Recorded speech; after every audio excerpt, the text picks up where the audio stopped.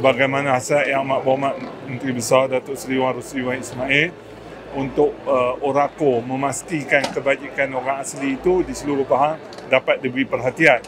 Jadi hari ini giliran di daerah Temerloh kita adakan program yang diaturkan oleh Orako bagi meraihkan anak-anak orang asli yang berjaya di dalam peperiksan SPM baru-baru ini yang dapat 5A, 6A, 7A dan straight A. Orako memberikan pada pelajar yang dapat A itu setiap 1A 100. Mana kalau dia dapat 8A 800, 9A 900, 10A dia akan dapat 1000.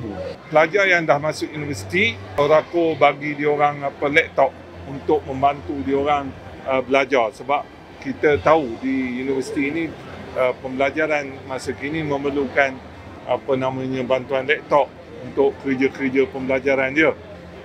Bagi masyarakat orang asli untuk mendapatkan satu laptop yang bernilai 2,500, 3,000 tu mungkin sulit.